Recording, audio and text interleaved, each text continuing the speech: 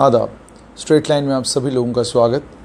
Central administrative tribunal का मामला हो या कल आए हुए डोमिसाइल रूल्स, इन दोनों पर भारतीय जनता पार्टी के मुख्य प्रवक्ता का क्या कहना है, उसके लिए आज मेरे साथ हैं सीनियर एडवोकेट सुनील सेठी, जो भारतीय जनता पार्टी के मुख्य प्रवक्ता हैं। सेठ साहब, सबसे पहले आपको स्वागत। नमस्कार। पहली चीज़ तो ये कि सेंट्रल एडमिनिस्ट्रेटिव ट्रिब्यूनल को लेकर कुछ एक जानकारी जो अभी तक पब्लिक में आ रही है वो ये आ रही है कि मेकशिफ्ट बेंचेस जो हैं उनका शायद उनका गठन किया जा रहा है। लेकिन आपसे जानना चाहूँगा, आज मामला एक PIL के ज़रिए कोर्ट में भी था, आपसे जानना चाहूँगा कि उसमें आज क्या हुआ और परमानेंट बेंचेस को लेकर क्या कुछ केंद्र सरकार ने आज कहा। देखिए, मैं पहले भी आपके साथ जो है इसके ऊपर जो है हम बातचीत कर चुके हैं। स्टैंड पहले भी यही था। हमारी तरफ से, पार्टी की तरफ से भी यही डिमांड थी कि यहाँ पे परमानेंट बेंचेस होने चाहिए, जम्मू में भी और कश्मीर में भी, दोनों जगह सेंट्रल एडमिनिस्ट्रेटिव ट्रिब्यूनल के, क्योंकि परमानेंट बेंचेस के बगैर गुजारा नहीं होगा। तो एक पब्लिक इंटरेस्ट लिटिगेशन फाइल हुई जम्मू कश्मीर हाई कोर्ट में। उसमें ये डिमांड की गई कि परमानेंट बेंचेस यहाँ पे होने चाहिए, और बाकी भी इश्यूज हैं कि उसमें कि परमानेंट बेंचेस जब तक नहीं होते तब तक क्या पोजीशन होगी। लेकिन जैसा हमने आपको कहा था कि गवर्नमेंट की साइड से जो है हमको ये एक्सपेक्टेशन है कि परमानेंट बेंचेस का प्रोविजन होगा, ताकि कोई कन्फ्यूजन की अगर कोई बात किसी के दिमाग में है तो वो कन्फ्यूजन दूर हो जाना चाहिए। तो वही उसी के हिसाब से आज गवर्नमेंट ऑफ इंडिया की तरफ से जो एडिशनल सॉलिसिटर जनरल अपीयर हो रहे थे कोर्ट में, उन्होंने क्लियरली बेंच को इन्फॉर्म किया, हाई कोर्ट को इन्फॉर्म किया कि उनको इंस्ट्रक्शन है कोर्ट को ये इन्फॉर्म करने की कि यहाँ पे परमानेंट बेंच या बेंचेस जो हैं वो जम्मू कश्मीर में होंगे कैट के। ऐसा नहीं है कि कोई विजिटिंग बेंच जो है वो चंडीगढ़ से आएगा और यहाँ पे करेगा। सो वो पार्ट जो है वो क्लियर हो गया। और उन्होंने ये भी कहा कि उन्होंने स्टेट जो के केसेस, अब जो यूनियन टेरिटरी के एम्प्लॉइज के केसेस बने हैं, जब यूनियन टेरिटरी के एम्प्लॉइज बनने के बाद कैट के पास गए हैं, तो कैट का यहाँ पे परमानेंट इंफ्रास्ट्रक्चर बनाने के लिए उन्होंने ऑलरेडी एडमिनिस्ट्रेशन को लिखा है कि उनको माकूल जो है वो स्पेस जो है वो दी जाए, ताकि वो बेंचेस जो हैं यहाँ से ऑपरेट कर सकें। बेंच की ऑब्जर्वेशन जो है वो ये थी, they wanted to ask from the central government कि आप हमें ये बताइए कि परमानेंट बेंचेस का मतलब है कि at the same time benches जो हैं वो जम्मू में भी काम करेंगे, कश्मीर में भी काम करेंगे, लद्दाख में भी काम करेंगे, या उसका मतलब है कि परमानेंट बेंच होगा जो दोनों जगह पे या तीनों जगह पे विजिट करेगा। तो उसके लिए जो है उन्होंने टाइम दिया है सेंट्रल गवर्नमेंट को रिस्पॉन्ड करने का। हमें ये तवक्को है कि सेंट्रल गवर्नमेंट की साइड से इस पे क्लैरिफिकेशन जो है वो कोर्ट में दे दी जाएगी कि बेंचेस जो हैं वो परमानेंटली जम्मू में भी और कश्मीर में भी जो है एट ए टाइम ही काम करेंगे। ऐसा नहीं कि कुछ दिन के लिए यहाँ काम करें और कुछ दिन वहाँ काम करें, वो रिक्वायरमेंट उससे मीट नहीं होती है। और मैं ये ज़रूर कहना चाहूँगा कि गवर्नमेंट, सेंट्रल गवर्नमेंट जो भारतीय जनता पार्टी की काम कर रही है, लोगों के हितों को ध्यान में रख के ही काम कर रही है। और ऐसा नहीं होगा कि सेंट्रल गवर्नमेंट जो है वो जो यूटी के एम्प्लॉइज़ हैं उनके इंटरेस्ट को या एडवोकेट्स के इंटरेस्ट को जो है वो ओवरलुक करेगी। ऐसी सिचुएशन कभी नहीं होगी। सिर्फ मैं इसमें एक रिक्वेस्ट करना चाहूँगा कि क्योंकि ऑनरेबल चीफ जस्टिस ने भी ये चीज़ लिखी थी, उन्होंने भी लिखा जिससे काफ़ी फ़ायदा हुआ है इस इशू के ऊपर जो है पॉजिटिव डेवलपमेंट आगे बढ़ाने के लिए। तो रियलाइज़ करने के बाद कि bulk of the cases high court से जा रहे हैं सेंट्रल एडमिनिस्ट्रेटिव ट्रिब्यूनल के पास, एक माकूल जगह जो है वो अब एक बड़ा पॉइंट ऑफ रेफरेंस है कि एप्रोप्रिएट जो है वो स्पेस होनी चाहिए जम्मू में भी और कश्मीर में भी। 30,000 केसेस को हैंडल करने के लिए रजिस्ट्री की जितनी रिक्वायरमेंट, बिल्डिंग की जितनी रिक्वायरमेंट है, वो प्रॉपर होनी चाहिए। उसके बगैर जो है वो मुश्किल पड़ेगी। मैं इसमें रिक्वेस्ट ज़रूर करना चाहूँगा आपके माध्यम से भी कि ऑनरेबल चीफ जस्टिस साहिबा को भी और कैट की एडमिनिस्ट्रेशन को भी, गवर्नमेंट को भी, कि इसमें बेहतर ये होगा कि आप मेकशिफ्ट अरेंजमेंट कुछ देर के लिए करिए, लेकिन परमानेंट कैट का बेंच जो है या कैट का कॉम्प्लेक्स अगर आप कैट का बनाना चाहते हैं तो उसको हाई कोर्ट के कॉम्प्लेक्स के अंदर ही बनाना चाहिए। जगह है हाई कोर्ट कॉम्प्लेक्स के बीच में जहाँ पे कैट का जो है वो एक ब्लॉक अलग से बन सकता है। अगर कैट का ब्लॉक जो है वो हाई कोर्ट के प्रेमिसेस के अंदर ही बनता है, जम्मू में भी और श्रीनगर में भी, वो बेहतर होगा एडमिनिस्ट्रेशन ऑफ जस्टिस के लिए भी, एडवोकेट्स के लिए भी, लिटिगेंट्स के लिए भी।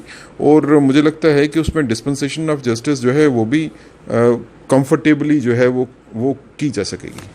जैसे आपने कैट के बेंचेस को लेकर बताया कि आज कोर्ट में क्या हुआ, आपसे अब ये भी जानना चाहूँगा कि क्या हाई कोर्ट ने सर्विस मैटर्स को लेकर अब ये कह दिया कि फ़िलहाल सुनने की कोई ज़रूरत नहीं है, वो संतुष्ट हैं जो रिप्लाई डीओपीटी की तरफ से आया है? नहीं, ऐसा नहीं है।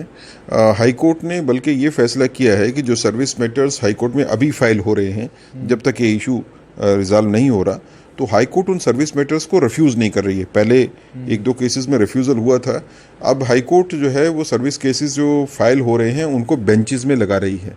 फिर वो बेंच के पास आपको जाके आर्गू करना है कि इसमें एफिकेशियस रेमेडी नहीं है, अल्टरनेटिव रेमेडी नहीं है, रिलीफ के ऊपर डिपेंड करेगा, बाकी चीज़ें हैं। लेकिन बेंचेस में केसेस लिस्टिंग हो रही है।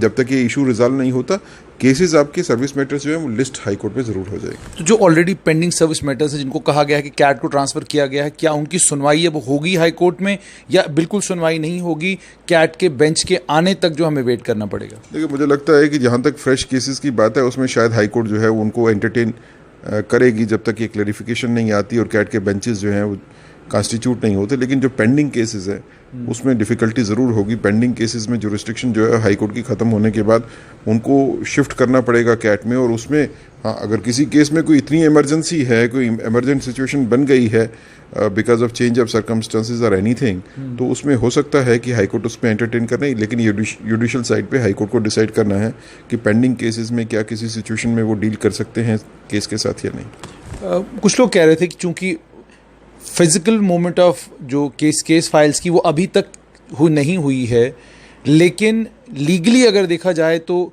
मामला कैट चंडीगढ़ के पास चला गया है, तो क्या अब ये मुमकिन है कि वो फाइल वापस मंगवाई जा सकती जी? इस केस में कोई अर्जेंसी आ गई, ये वाला केस की फाइल वापस मंगवाई जाए, क्या कोई प्रावधान ऐसा है कानूनी? देखिए, कानूनी तौर के ऊपर तो अभी फाइलें उन्होंने पूरी शिफ्ट की नहीं है। अभी फाइलों की नोटिफिकेशन भी इशू नहीं हुई है कि फाइलें जो है वो those have been transferred. So as on today the files are on the strength of the high court. तो अगर कोई ऐसी इमरजेंसी आती है तो हाई कोर्ट अगर उसको एंटरटेन करना चाहे, उसमें सुनना चाहे, तो उसमें कोई लीगली कोई गलत चीज़ नहीं होगी। अब ये सेल्फ इम्पोज्ड रेस्ट्रिक्शंस होती हैं। अगर हाई कोर्ट अपने ऊपर रेस्ट्रिक्शन लगाना चाहती है कि क्योंकि अल्टरनेटिव जुरिस्डिक्शन बन गई इसलिए हम एंटरटेन नहीं करना चाहते हैं, वो एक अलग इशू है। लेकिन अगर हाई कोर्ट ये डिसाइड करती है कि पेंडिंग केसेस में भी अगर इमरजेंसी है जो इंतज़ार नहीं कर सकती कि केस जो है जब तक कैट के पास जाए तब तक इंतज़ार किया जा सके, तो उस केस में हाई कोर्ट उन इमरजेंसी सिचुएशंस को डील करने के लिए प्रोबेबली उसमें सुनवाई कर सकते हैं। सेठ साहब, कल से जो आज नई नोटिफिकेशन इशू हुई है उस नोटिफिकेशन में जम्मू को ऑरेंज जोन में डाल दिया गया है, मूवमेंट भी होगी और आहिस्ता आहिस्ता दफ्तरों के खुलने का सिलसिला भी शुरू हो जाएगा। तो क्या आपको नहीं लगता कि ऐसे इन हालात के बीच में सर्विस मैटर्स बहुत ज़्यादा अर्जेंट हो जाएंगे? क्योंकि बहुत सारे लोग ऐसे होंगे जिनका ट्रांसफ़र का मामला होगा, जिनका प्रमोशन का मामला होगा, जिनके मान लीजिए ट्रांसफ़र का ही मामला है, या किसी को लगता है कि ज़्यादती की गई है, उसके साथ उसको सस्पेंड कर दिया गया है, तो वो सभी लोग अब कहाँ जाएंगे इस वक्त? देखिए, आज के दिन में तो सिचुएशन ये है कि अगर कोई ऐसी इमरजेंट सिचुएशन आ रही है, कोई ट्रांसफ़र होता है या कोई इस तरह का मसला है, तो आज के दिन में वो तो हाई कोर्ट में रिट फाइल कर रहा है और हाई कोर्ट उसकी रिट्स को एंटरटेन कर रही है। बीच में थोड़ा कंफ्यूजन था, लेकिन हाई कोर्ट उसकी रिट्स जो है अब एंटरटेन कर रही है और रिट की लिस्टिंग होगी। एक क्लैरिफिकेशन और चाहिए।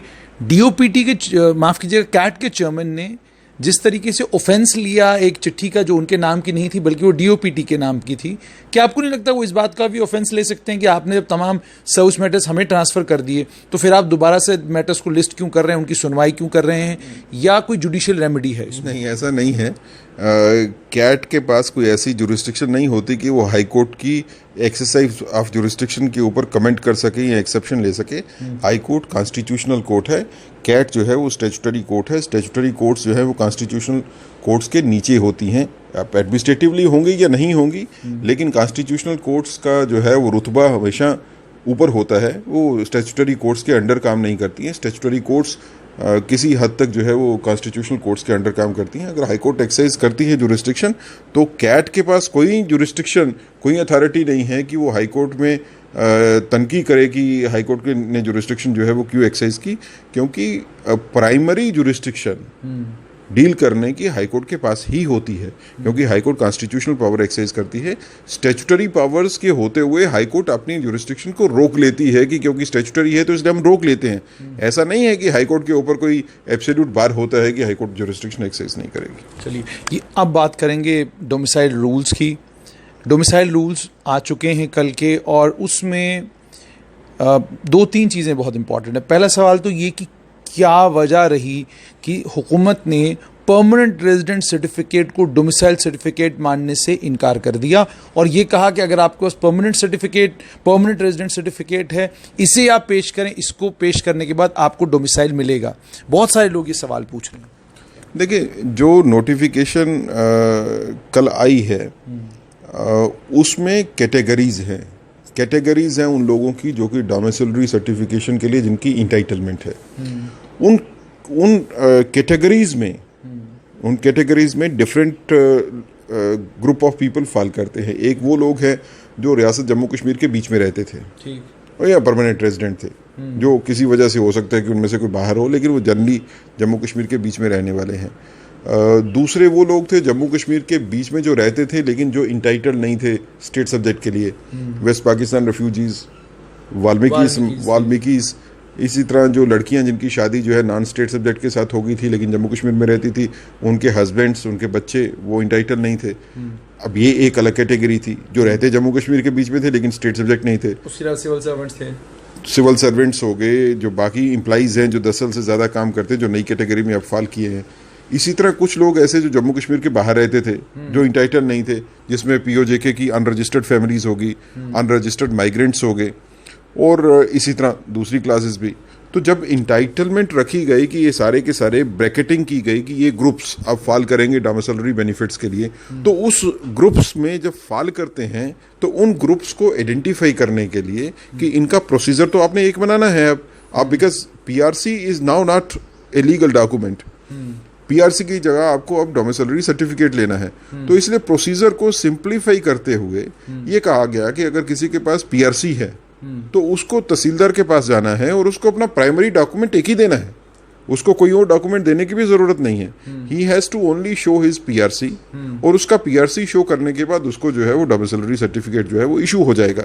बाकी क्लासेस के लिए अलग अलग रिक्वायरमेंट है, लेकिन पीआरसी होल्डर्स के लिए रिक्वायरमेंट है कि अगर आपका पीआरसी है आप अपना पीआरसी दीजिए और डोमिसिलरी सर्टिफिकेट ले लीजिए। अगर आपके बच्चों ने अप्लाई करना है डोमिसिलरी सर्टिफिकेशन के लिए, जिनके पास पीआरसी नहीं है, वो अपने वालदेन का पीआरसी देंगे और उसकी बेस के ऊपर जो है उनको डोमिसिलरी सर्टिफिकेट इशू हो जाएगा। मुझे लगता है कि 2 चीज़ें इसमें ऐसी क्रिएट की गई जिससे कि बड़ी आसानी हो जाएगी। एक तो ये ऑनलाइन हो सकता है, तो you don't have to physically go, आप ऑनलाइन भी भर सकते हो और ऑनलाइन ही आपको वो जो सर्टिफिकेट आ जाएगा। दूसरा, अगर इसमें जो पीरियड फिक्स्ड है, अगर उसके बीच में आपको सर्टिफिकेट इशू नहीं होता और रिजेक्ट भी नहीं होता, तो उसमें पेनल्टी है 50,000 रुपया पेनल्टी पड़ेगी अथॉरिटी को जो आपको सर्टिफिकेट नहीं देता, डिस्पाइट धंधा बंद कर ये उसका बंद करने के लिए। मुझे लगता है कि जो पीआरसी होल्डर्स हैं थे, जिनके पास आज की डेट में पीआरसी हैं, पुराने वाले जो इशू हुए हैं, उनके लिए बिल्कुल भी परेशान होने की कोई बात नहीं है। ऑनलाइन जाके या तहसीलदार जो नोटिफाइड है उसके पास जाके फॉर्म भरने के, आपको मखसूस पीरियड के बीच में ही आपका सर्टिफिकेट जो है आपको ऑनलाइन भी डिलीवर हो जाएगा। आप फिजिकली लेना चाहते हैं फिजिकली भी हो जाएगा। ये सारी के सारे सिस्टम को चैनलाइज करने की एक कोशिश है, ताकि जितने डोमिसिलरी सर्टिफिकेट इशू होते हैं अब उसका पूरा रिकॉर्ड बनेगा। अगर आप ऑटोमेटिकली पीआरसी को डोमिसिलरी में कन्वर्ट कर देते तो वो रिकॉर्ड बनाने में और एक यूनिफॉर्मिटी लाने में जो है वो बड़ी डिफिकल्टी होती। आगे जितनी भी सोशल वेलफेयर की स्कीम्स हैं, बाकी जितनी गवर्नमेंट ऑफ इंडिया के फंड्स आएंगे, सब कुछ आएगा, उसमें एक आपको ये क्राइटेरिया उसमें आपके पास होगा कि आपके पास कितने डोमिसाइल्स हैं। वो सारी की सारी डोमिसिलरी की लिस्ट भी बन जाएगी। लेकिन सर साहब इसमें लोग ये कह रहे हैं कि 1,25,000 के करीब करीब लोग हैं, इन तमाम लोगों को आपने अब कह दिया कि लाइनों में खड़े हो जाइए और आपको डोमिसाइल बनाना पड़ेगा। इसको किस तरीके से आप देखते हैं? देखिए, उनको मैं अर्ज कर रहा हूँ आपको कि उनको फिजिकली लाइनों में जाके खड़े होने की भी जरूरत नहीं है। ऑनलाइन आप फॉर्म भर सकते हो, और ऐसा भी नहीं है कि 4G आने तक आप ऑनलाइन फॉर्म तो आप 2G पे भी भर सकते हो, ऑनलाइन फॉर्म तो आप अपने मोबाइल से भी भर सकते हो, कोई डिफिकल्टी नहीं आएगी। मोबाइल से फॉर्म जो है वो डाउनलोड करके उसको भर दीजिए, साथ में अपने PRC की जो है वो कॉपी जो है पेस्ट कर दीजिए, आपको सर्टिफिकेट जो है आपके घर में मिल जाएगा। लाइनें नहीं लगेंगी। अगर कोई फिजिकली जाके करना चाहता है तो उसको फिजिकली जाना है, उसके लिए पीरियड मखसूस है, आप जाइए, वहां से काम होने में कोई दिक्कत नहीं होगी। एक बार एप्लीकेशन देने के बाद आप भूल जाओ, सर्टिफिकेट आपके पास आएगा। लेकिन सर साहब इसमें एक परेशानी ये भी आ रही है कि जिन स्टूडेंटों ने अलग अलग कॉम्पिटिटिव एग्जाम्स में बैठना है, आपके जम्मू कश्मीर बैंक की रिक्रूटमेंट है, और मैंने बड़ी बार ये कहा भी कि रिक्रूटमेंट इसलिए नहीं हो रही क्योंकि आपके पास डोमिसाइल नहीं है। डोमिसाइल आएगा तो रिक्रूटमेंट होगी। अब 1.5 लाख बच्चे, इन तमाम बच्चों को डोमिसाइल बनवाना है, तो मुझे नहीं लगता ये मुमकिन है कि 3 महीने के अंदर अंदर डोमिसाइल बन जाएंगे इन सब के, और 3 महीने के अंदर अंदर जो है फिर रिक्रूटमेंट हो जाएगी। क्या आपको नहीं लगता कि हमने रिक्रूटमेंट का ये सारा प्रोसेस लगभग 1 साल आगे कर दिया? ना, बिल्कुल नहीं। ये 3 महीने की तो बात छोड़िए, हम जो बंदा अप्लाई करता है डोमिसाइल सर्टिफिकेट के लिए, within 30 days he will get it. ये गवर्नमेंट का काम है। इनिशियली तो विदिन 15 डेज देना है। अगर उसका अपील का पीरियड भी अगर आप डाल दीजिए तो, अदरवाइज नॉर्मल कंडीशंस में अगर आप तहसीलदार के पास जाते हो तो आपको 15 दिन में आपका सर्टिफिकेट मिल जाएगा। ये गवर्नमेंट का काम है, हमको कैसे करना है। PRC के केसेस में तो बिल्कुल भी डिफिकल्टी नहीं होगी, बिकॉज एप्लीकेशन फॉर्म जो आपके पास आती है, आपने उसमें PRC साथ में लगाया, PRC को सिर्फ वेरीफाई करना है रिकॉर्ड के साथ, PRC वेरीफाइड है, domiciliary certificate will be issued immediately. Delay कहाँ से होगी? आप 3 महीने की बात करते हैं, 90% और 95% लोग जो PRC वाले हैं, जो बाकी नई कैटेगरीज आई हैं उसके लिए वेरिफिकेशन के लिए रिकॉर्ड है, रेजिडेंट सर्टिफिकेट और बाकी चीज़ें जो है वो देखनी पड़ेंगी, उनके लिए प्रूफ देखने पड़ेंगे। लेकिन जो PRC हैं, 90 और 95% of the people who are applying with PRC और PRC ऑफ द पेरेंट्स, उनको 15 दिन के बीच में ही इशू हो जाएगा। कुछ केसेस में जेन्युइन कंसर्न हो सकते हैं, कुछ केसेस में हमारी को पता है कि फेक PRCs भी हैं बड़े लोगों के पास। वो देखें, दूसरी ये चीज़ है जो आप कहते हो कि PRC को ऑटोमेटिकली डोमिसिलरी क्यों नहीं बनाते। यहाँ पे काफ़ी केसेस ऐसे हैं कि जिसमें PRC फेक है लोगों के पास। अब उनकी फेकनेस भी चेक हो जाएगी। PRC आप अप्लाई करते हो डोमिसिलरी सर्टिफिकेशन के लिए, वो आपका PRC जो है आप दे रहे हो उसको रिकॉर्ड के साथ टैली करेंगे। अगर वो रिकॉर्ड में एग्जिस्ट नहीं करता, उसका प्रॉपर रिकॉर्ड नहीं है, तो फिर वो रुकेगा। फिर आपको दूसरी कैटेगरीज में आना पड़ेगा, रेजिडेंस पे आना पड़ेगा, पढ़ाई पे आना पड़ेगा, किसी और पे आना पड़ेगा। तो ये एक सिस्टम को स्टेरलाइज करने की भी ज़रूरत थी। जो सिस्टम जो है वो स्टेरलाइज हो रहा है, लेकिन इस पर आप यकीन करके चलें कि 15 दिन का जो पीरियड रखा गया है, ये सोच समझ के रखा गया है ताकि लोगों को तकलीफ नहीं हो, और रिक्रूटमेंट प्रोसेस जिसको हम स्पीड पेडलिंग करना चाहते हैं, वो JK बैंक की हो या UT एडमिनिस्ट्रेशन की हो, बाकी जगह की भी हो, उसकी स्पीड पेडलिंग करने के लिए ही डोमिसिलरी का प्रोसीजर जो है वो इतना फास्ट रखा गया है कि इसमें किसी को तकलीफ की ज़रूरत नहीं होगी। अगर आज के दिन में नई एडवर्टीजमेंट निकलती भी है तो उसकी लास्ट डेट आने से पहले everybody will have this domiciliary certificates. या ऐसा तो नहीं हो सकता कि आप बच्चों से ये कहें कि प्रिलिमिनरी एग्जाम में जब आप आएंगे तो आपको डोमिसाइल देने की ज़रूरत नहीं है, जब आप मेंस क्वालिफाई करते हैं या इंटरव्यू के लिए जब आपको बुलाया जाता है उस समय आपका डोमिसाइल चेक किया जाएगा? क्या आपको लगता है ये कुछ प्रावधान रखने की ज़रूरत है कॉम्पिटेटिव एग्जाम्स में, ताकि बच्चों को टाइम भी मिले डोमिसाइल अपना बनवाने का और वो एग्जाम में भी पार्टिसिपेट कर सकें? देखिए, मुझे लगता नहीं भाई साहब इसमें ज़रूरत है, क्योंकि 15 दिन के पीरियड में आप डोमिसिलरी सर्टिफिकेट इशू कर रहे हो, आपकी गारंटी है। अब जो भी ऑफिसर जो है वो करेगा, अगर वो 15 दिन में नहीं करता तो 50,000 रुपया जुर्माना अपनी जेब से देना है, वो कौन देगा? तो 15 दिन में मिलेगा। आज के दिन में नोटिफिकेशन निकलने में टाइम है।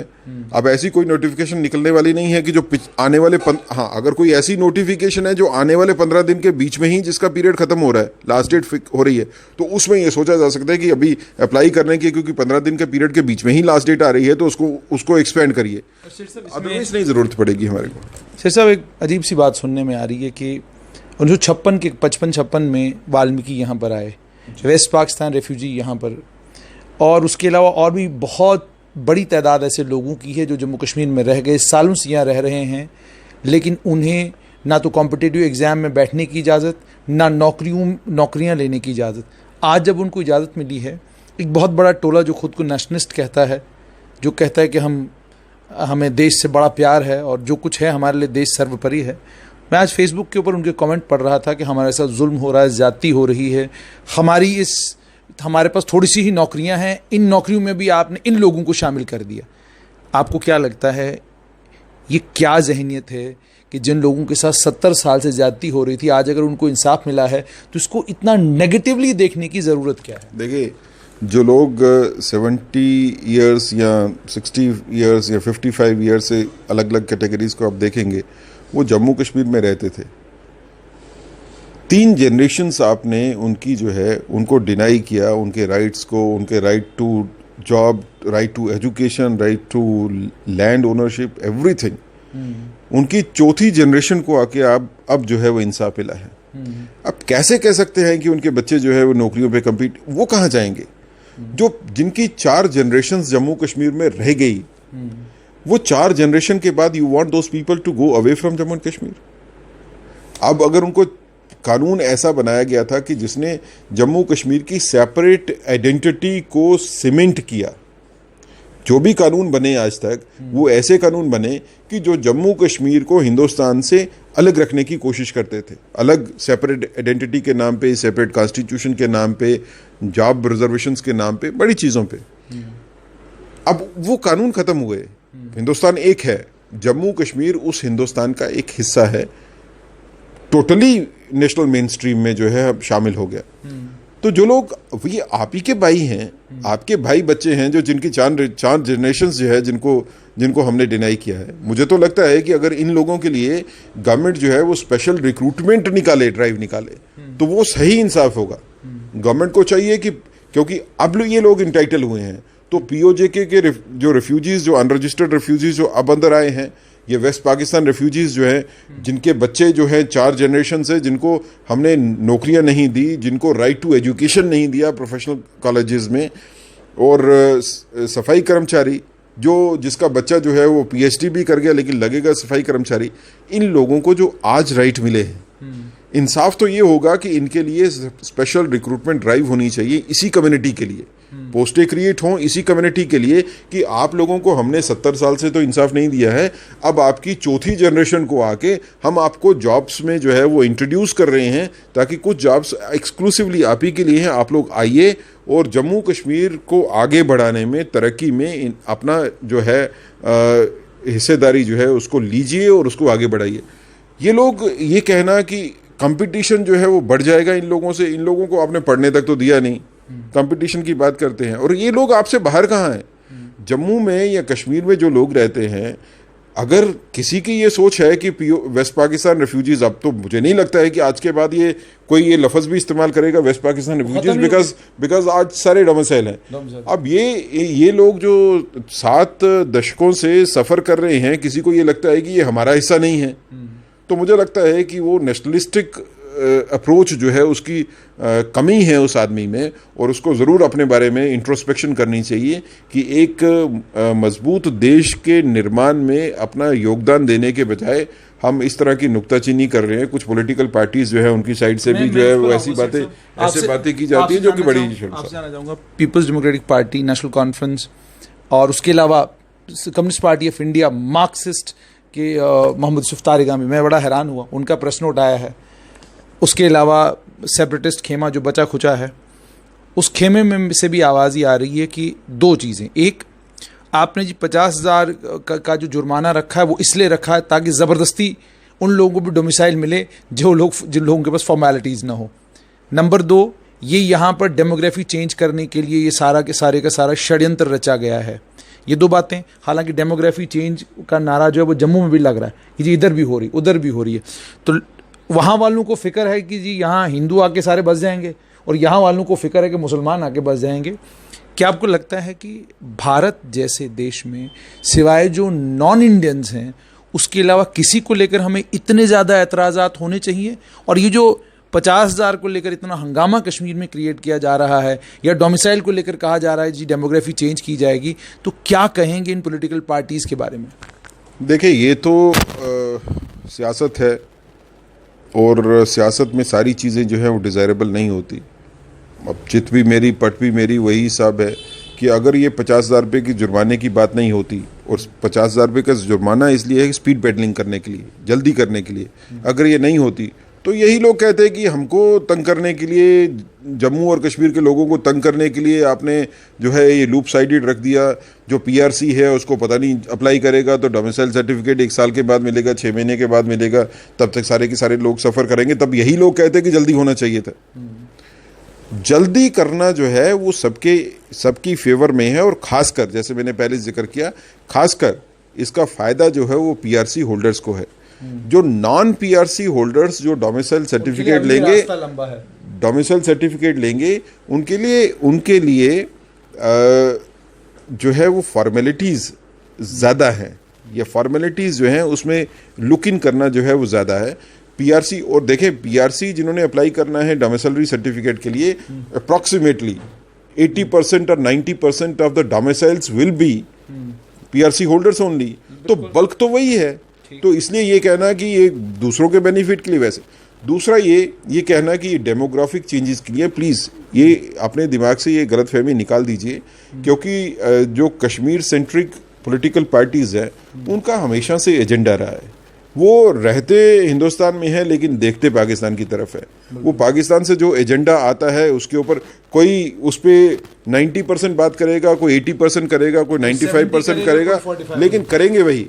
तो ये पाकिस्तान की जो कंसर्टेड एफर्ट थी कि जम्मू कश्मीर को टोटली एमलगमेशन जो है वो हिंदुस्तान में नहीं होने देनी है। इनको आइडेंटिटी के नाम के ऊपर, इनको रीजन के नाम के ऊपर, इनको रिलीजन के नाम के ऊपर, इनको स्टेटहुड के नाम के ऊपर कहीं ना कहीं हिंदुस्तान से थोड़ा सा अलग करके रखे, और वो उतारा आज तक। लेकिन इनको अब बदली हुई पॉलिटिकल सिचुएशन को समझना चाहिए, रियलाइज करना चाहिए कि हिंदुस्तान बदल चुका है, जम्मू कश्मीर बदल चुका है। अब जम्मू कश्मीर हिंदुस्तान का एक वैसा ही हिस्सा है जैसे हिंदुस्तान के दूसरे इलाके हैं। तो इसमें अब कोई ये सोचे कि हम फिर वापस चले जाएंगे, कि जम्मू कश्मीर फिर वैसा हो जाएगा कि जिसमें सेपरेटिज्म की बात होगी, जिसमें सेपरेट आइडेंटिटी की बात होगी, वो अब नहीं होने वाला है। डेमोग्राफिक चेंजेस करने की किसी को कोई ज़रूरत नहीं है। डेमोग्राफिक चेंजेस के लिए हमने कोई हिंदुस्तान से बाहर से तो बंदे यहाँ पे आने नहीं हैं, हिंदुस्तान के बंदे ही यहाँ पे आएंगे। टोटल हिंदुस्तान की डेमोग्राफी में तो कोई चेंज नहीं आएगी। और किसको फिक्र पड़ी है कि आपकी जम्मू और कश्मीर में आके जो है वो अपनी स्टेट को छोड़ेगा, अपने इलाके को छोड़ेगा, और इसलिए आपके पास आ जाएगा कि उसने डेमोग्राफी इंजीनियर करनी है। भाई साहब, जो आपकी डोमिसिलरी राइट लेंगे वो अपनी स्टेट के डोमिसिलरी राइट छोड़ेंगे ना। बिल्कुल। ऐसे कितने बंदे होंगे? कोई आदमी जिसकी उत्तर प्रदेश में प्रॉपर्टी है, घर है, सब कुछ लगा हुआ है, वो अपना घर को ड्रॉप करेगा और आपके पास आएगा कि यहाँ रहने के लिए। कितने से लोग, और कुछ लोग जो है जो हो सकता है ऑप्ट करे बेटर अपॉर्चुनिटीज़ के लिए, बेटर इन्वेस्टमेंट्स आएंगी आपके पास। जम्मू कश्मीर में मासवाए उन लोगों के जो इन्वेस्ट करना चाहते हैं, यहाँ पे आके बड़े इंडस्ट्रियल हाउसेज आके लगाना चाहते हैं और उसी हिसाब से जॉब क्रिएशन वगैरह करना चाहते हैं। उसके अलावा लेबर तो आपके स्टेट में, देखिए लेबर क्लास आपकी स्टेट में क्यों आएगी? मतलब आपके लिए लेबर की अपॉर्चुनिटी नहीं है, इंडस्ट्रियल अपॉर्चुनिटीज हैं। मुझे सिर्फ ये लग रहा है कि आपको जम्मू कश्मीर में बिहार, यूपी या देश के किसी भी भाग से एक आदमी, मजदूर, आपके घर का मिस्त्री, आपके घर में छोटा मोटा काम करने वाला चलेगा, लेकिन अगर वो ये कहे जनाब मैं अपना घर बनाना चाहता हूँ, यहीं बसना चाहता हूँ, तो आप उसको बर्दाश्त नहीं करते। फिर कैसे हम लोग जस्टिफाई कर पाएंगे कि हमको गुड़गांव में भी नौकरी चाहिए, हमको राजस्थान में मकान भी चाहिए, हमें केरला में फ्लैट भी ख़रीदना है, हमको तमिलनाडु में भी फ्लैट ख़रीदना है, लेकिन अगर वही सब यहाँ कोई करना चाहे तो डेमोग्राफी चेंज हो रही है। वैसे वो अगर कोई आएगा भी तो अपने घरों को छोड़ के, वहाँ पर अपने राइट्स को छोड़ के आपकी यूनियन टेरिटरी में आके बस जाएगा। इसके चांसेस, जिनकी सीरियस इंटेंशन होगी जम्मू कश्मीर में सेटल करने की, बड़े लिमिटेड नंबर होगा, बड़े उंगलियों पे गिनने वाले लोग, लिमिटेड नंबर, वो लोग जो जेन्युइनली यहाँ पे आके बसना चाहते हैं उनका स्वागत है। और जब अगर सपोज कोई आज आके बसना चाहता है यहाँ पे, हम उसको कोई राइट नहीं दे रहे हैं, उसको राइट मिलेगा 15 साल के बाद। 15 साल तक वो प्रूव करे कि वो जम्मू कश्मीर में बसना चाहता है, फिर ये कहे कि मैं अपनी स्टेट को छोड़ देता हूँ, वहाँ पे डोमिसिलरी राइट को ड्रॉप कर देता हूँ, and then he will come and settle here.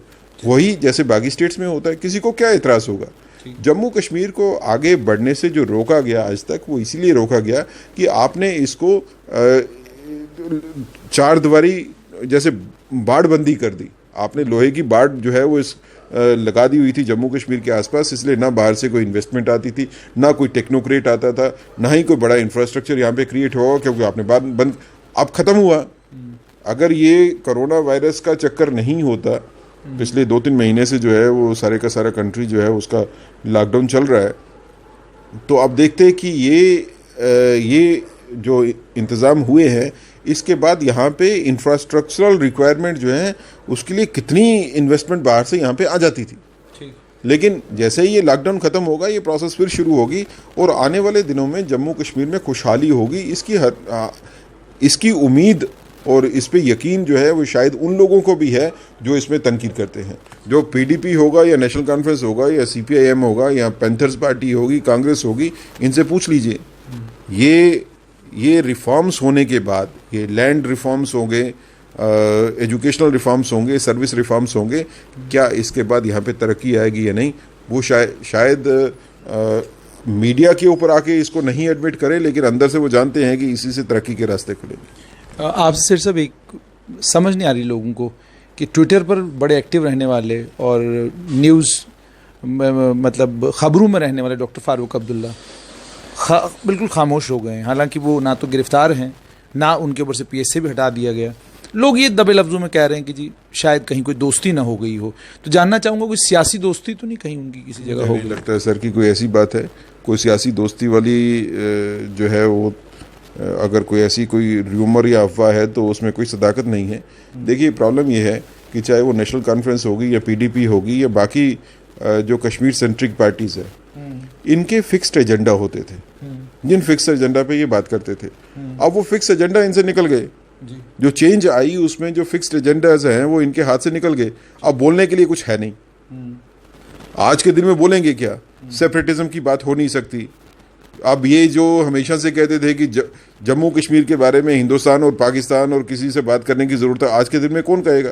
कोई नहीं कहेगा। तो बोलने के लिए है क्या? मैं उमर अब्दुल्ला का ट्वीट देख रहा था, क्योंकि ये ट्विटर पे बड़े बिजी रहते हैं। We continue to challenge, as is our right, the changes that were made to the constitutional status of J&K on the 5th of August, and our opposition to the new domicile rules is part of that ongoing fight. National Conference opposes domicile order and rules, demands their immediate revocation. ज़ुबान अगर मैं देखूं और जिस तरीके से ये statement भी लिखा गया है, बड़े नपे तुले लफ्ज़ों में बड़ी अक्लमंदी के साथ जो है सारा स्टेटमेंट लिखा गया। तो किस और इशारा कर रहा है ये? एक पीछे स्टेटमेंट भी आया था पूर्व रॉ चीफ का, उन्होंने कहा था ए.एस. दुल्लत ने कि बीजेपी कंफर्टेबल उमर अब्दुल्ला के साथ है और उमर अब्दुल्ला को मानती है कि आने वाले वक्त में कोई पॉलिटिकल अलाइनमेंट उनके साथ हो सकती है। और उसके बाद दूसरा ये कि उनके जो प्रोविंशियल प्रेसिडेंट है देवेंद्र सिंह राणा, यहाँ मीडिया में बड़ा वो जब भी कोई बात होती है तो उसको बयान देते हैं, लेकिन डोमिसाइल हो या कोई और कानून हो, हाल वही है कि बयान कश्मीर से आएगा, जम्मू वालों को देने की ज़रूरत नहीं। तो ये किस और इशारा कर रहा है? मतलब कुछ तो लग रहा है कि कहीं ना कहीं कुछ न कुछ पक तो रहा है। देखिए, I don't see any political equation between BJP and any party, इधर नेशनल कॉन्फ्रेंस और पीडीपी और any other party you are referring to. इसमें इनके साथ जो है वो कोई हमारी अंडरस्टैंडिंग नहीं है। ये कहना कि उमर अब्दुल्ला में या किसी और में हम फ्यूचर देखते हैं यूनियन टेरिटरी का, दिस इज़ एब्सोल्युटली रॉन्ग। भारतीय जनता पार्टी जो है आने वाले वक्त में डिलिमिटेशन प्रोसेस जो है वो ख़त्म होने के बाद यहाँ पे इलेक्शंस भी होने हैं। भारतीय जनता पार्टी अपने दम पे इलेक्शन लड़ेगी और अपने दम पे जम्मू कश्मीर में गवर्नमेंट बनाएगी। किसी को सपोर्ट करना, किसी की सपोर्ट लेना, ये हमारे एजेंडा में नहीं है। उमर अब्दुल्ला साहब की ट्वीट्स जो हैं वो माइल्डर हो गई हैं पहले से। That probably shows that he has started looking to the reality. अब रियलिटी को वैसे तो नहीं देख रहे हैं जैसे उनको देखना चाहिए, लेकिन कुछ हद तक जो है वो उनका माइल्डर होना जो है वो लगता है कि उनको रियलाइज़ हुआ है कि रियलिटी वो नहीं थी जो आज तक वो समझते आए थे। और आने वाले वक्त में जो है वो रियलिटी वैसी नहीं होने वाली है जैसा वो उनकी प्रिसेप्शंस में था। इन लोगों का ज़्यादा वोकल नहीं होना या कम वोकल होना ये उनके पर्सनल डिसीजंस हैं, ये उनकी अपनी पॉलिटिकल प्रिसेप्शंस हैं, वो क्या सोचते हैं इसके बारे में। सो फॉर एज भारतीय Janata party is concern person, हाँ, ऐसा आदमी जो कि हिंदुस्तान के साथ खड़ा है, जो हिंदुस्तान की बात करता है, और जो सेपरेटिज्म के अगेंस्ट है, जो पाकिस्तान स्पॉन्सर्ड मिलिटेंसी के अगेंस्ट है, जो कश्मीर में वायलेंस के अगेंस्ट है, भारतीय जनता पार्टी जो है उसके साथ कोई इख्तलाफ नहीं रखती है इस मसले पर। एक आखिरी सवाल, सुनने में ये आया था कि कहानी बदलेगी और अब शायद जो जम्मू की लीडरशिप है कश्मीर बेस्ड पॉलिटिकल पार्टीज़ की, चाहे वो नेशनल कॉन्फ्रेंस की है, पीडीपी की है, या जम्मू कश्मीर अपनी पार्टी, या बाकी जितनी भी पॉलिटिकल पार्टीज़ हैं, तो अब ज़ुबान मिलेगी उनके लीडरों को जो इस तरफ हैं। लेकिन देखने में ये आ रहा है कि जैसे मैंने पहले ही कहा कि जितने भी कानूनी प्रावधानों में बदलाव हो रहे हैं, या कोई बड़ा फैसला अगर दिल्ली से आता है, 5 अगस्त को कैट का फैसला आए या बाकी फैसला आए, जिससे जम्मू की लीडरशिप को ये लगता है कि हमारे पास बोलने के लिए कुछ नहीं रहा, और अगर बोलेंगे तो इसका सियासी नुकसान हमें होगा, वो खामोश रहते हैं इन मामलों में, और बड़ी डेलिब्रेट खामोशी है। इसको कैसे देखते हैं? क्या आप ये मानते हैं कि अभी भी कश्मीर हावी है इन रीजनल आउटफिट्स पर, या आपको लगता है कि अंदर कुछ बदल रहा है, या वो कहीं पार्टी छोड़ने के मूड में तो नहीं लग रहे आप? देखिए, ईमानदारी की अगर आप बात करेंगे, इसलिए नहीं कि मैं भारतीय जनता पार्टी के बीच में हूं और भारतीय जनता पार्टी की बात करता हूं, अगर आप रियलिस्टिकली देखें तो जितनी पॉलिटिकल डिस्पेंसेशन है जम्मू कश्मीर में, एक दो रीजनल छोटी पार्टी हो गई, पैंथर हो गई, या कोई एक आध छोटी पार्टी को छोड़ दीजिए, बाकी जितनी बड़ी पॉलिटिकल पार्टीज़ हैं, जो पॉलिटिकल फोर्सेस रही हैं जम्मू कश्मीर में, उसमें आप बेसिकली कश्मीर बेस्ड पार्टीज़ होंगी। जम्मू बेस्ड पार्टी अगर आप एग्जैक्टली देखना चाहते हो तो शायद भारतीय जनता पार्टी ही एक ऐसी पार्टी होगी जिसको आप मेजर फोर्स कहोगे जो जम्मू बेस्ड है, बाकी वाली जम्मू बेस्ड नहीं है। बाकी वाली अगर आप पॉलिटिकल पार्टीज़ की बात करेंगे तो पिछले 7 दशक तक मैं देखता हूं, जैसे इन पॉलिटिकल पार्टीज़ में से मुझे कोई भी लीडरशिप जम्मू की तैयार होती नहीं दिखती। आप ईमानदारी से देखिए, पिछले 7 दशक से लीडरशिप के नाम के ऊपर जम्मू कश्मीर की इन पॉलिटिकल पार्टीज़ में जम्मू खित्ते के लोग वो लोग थे जो कि यस मैन थे, चापलूसी करते रहे, अपनी मिनिस्ट्रीज ले ली, लोगों की बात नहीं की। ऐसा नहीं है, कोई strong leadership Jammu based in political parties की कभी हुई नहीं। मैं 70 साल से ऐसा हुआ नहीं, हो सकता है एक आध एक्सेप्शन जो है वो क्रिएट हुई हो, लेकिन अगर आप जनरली देखेंगे तो नेशनल कॉन्फ्रेंस में भी जो दबदबा रहा है वो कश्मीर का रहा है। जम्मू की जो उनकी लीडरशिप भी थी वो सेल्फ सेंटर्ड थी, वो एक मखसूस दायरे के बीच में काम करते थे। जम्मू के लोगों के बारे में, जनरली जम्मू खित्ते के बारे में, जम्मू प्रोविंस के बारे में, उसमें हिंदू भी होंगे, मुसलमान भी होंगे, सिख भी होंगे, ईसाई भी होंगे, कोई बात नहीं थी। तो ये कल्चर जो है, पॉलिटिकल कल्चर जम्मू कश्मीर में इस तरह का पनपने ही नहीं दिया गया कि जम्मू प्रोविंस से एक स्ट्रांग लीडरशिप खड़ी हो। जैसे किसी पॉलिटिकल पार्टी की लीडरशिप स्ट्रांग कश्मीर से है और ऑलमोस्ट इक्वली स्ट्रांग जम्मू से भी होती, तो जम्मू का वो बुरा हाल नहीं होता जो पिछले 70 साल से हुआ। जम्मू का बुरा हाल होने में अगर कोई सबसे ज़्यादा रिस्पॉन्सिबल है तो वो लोग हैं जो जम्मू के लीडर्स, सो कॉल्ड लीडर्स थे, लेकिन जिन्होंने जम्मू की इंटरेस्ट को जो है वो बेच दिया, अगर मैं कहूँगा कश्मीर की लीडरशिप के हाथ में। वो they were happy playing, if I can say crudely, Jammu के लीडर जो है they were happily playing second fiddle to their Kashmir leadership. Bharatiya Janata party में ये सिचुएशन नहीं है, क्योंकि ये बेसिकली जम्मू बेस्ड पार्टी थी। No, we have separate to Kashmir also. आने वाले इलेक्शन में आप देखेंगे कि कश्मीर में भी हमारी परफॉर्मेंस जो है अच्छी होगी। बेसिकली जम्मू बेस्ड, जिसकी कोर स्ट्रेंथ जम्मू है। तो इसमें ये फ़र्क था कि भारतीय जनता पार्टी की लीडरशिप जो है, it was always talking and fighting for the cause of the Jammu people, Jammu province. मैं किसी एक रिलीजन मखसूस की बात नहीं कर रहा हूँ, जम्मू प्रोविंस के पूरे लोगों की बात जो है अगर करने वाली एक ही पार्टी थी तो वो भारतीय जनता पार्टी थी। और आज भी अगर आप देखेंगे तो जम्मू प्रोविंस के लोगों की बात करने वाली पार्टी जो है वो भारतीय जनता पार्टी ही है। हम इसके अलावा कश्मीर के लोगों की भी बात करते हैं। ये जो नया सिनेरियो बना है स्टेट में पिछले कुछ अरसे से, उसमें भारतीय जनता पार्टी की रिस्पॉन्सिबिलिटी जम्मू खित्ते के लोगों के बारे में बात करना, उनके हकूक़ को प्रोटेक्ट करना, और उसके साथ ही कश्मीर के लोगों के हकूक़ को भी प्रोटेक्ट करना जो है हमारी जिम्मेवारी में आया है। और इसका जो है वो अच्छा असर जो है वो कश्मीर में भी हमारे को देखने को मिलता है। बहुत बहुत शुक्रिया। तो ये थे भारतीय जनता पार्टी के मुख्य प्रवक्ता सीनियर एडवोकेट सुनील सेठी, आपने इनसे तमाम बातें कैट के ऊपर भी सुन ली और कैट में भी एक क्लैरिटी हो गई है कि परमानेंट बेंच या बेंचेस आ रहे हैं। उसके लिए हुकूमत से ने वक्त मांगा है, लेकिन हाई कोर्ट ने सवाल पूछ लिया है और वो सवाल भी आपने सुन लिया। दूसरा कि डोमिसाइल के कानून को लेकर जिस तरह की controversy Kashmir based political parties ने खड़ी कर दी है और ये कहा है कि जबरन डोमिसाइल सर्टिफिकेट्स इशू करवाने के लिए 50,000 रुपये का जुर्माना रखा गया है। शायद इन पॉलिटिकल पार्टीज़ को अपना वक्त, अपना दौर याद नहीं जब स्टेट सब्जेक्ट सर्टिफिकेट बनाने के लिए कितने पैसे खर्चने पड़ते थे और कितनी फॉर्मेलिटीज़ मुकम्मल करनी पड़ती थी। उसके बावजूद एक गरीब आदमी डिप्टी कमिश्नर के दरवाजे को खटखटाता रह जाता था, उससे स्टेट सब्जेक्ट सर्टिफिकेट नहीं मिलता था। कभी 53 की वोटर लिस्ट, कभी 51 की, तो कभी 65 की, तो कभी 61 की। और उसके बाद ये भी हकीकत है बहुत बड़ी तादाद में एक रीजनल पॉलिटिकल पार्टी के बड़े नेता के करीबी दोस्त हैं जिन्हें रातों रात स्टेट सब्जेक्ट सर्टिफिकेट उनके घर में मिले, जबकि वो उस समय और आज भी बाशिंदा नहीं थे जम्मू कश्मीर का। कल जब उनको वो अपने स्टेट सब्जेक्ट सर्टिफिकेट पेश करने होंगे, मुझे लगता है नहीं करेंगे, वो बिजली का बिल ले आएंगे, पानी का बिल ले आएंगे और डोमिसाइल सर्टिफिकेट ले लेंगे। बहुत कुछ हुआ है स्टेट सब्जेक्ट के नाम पर।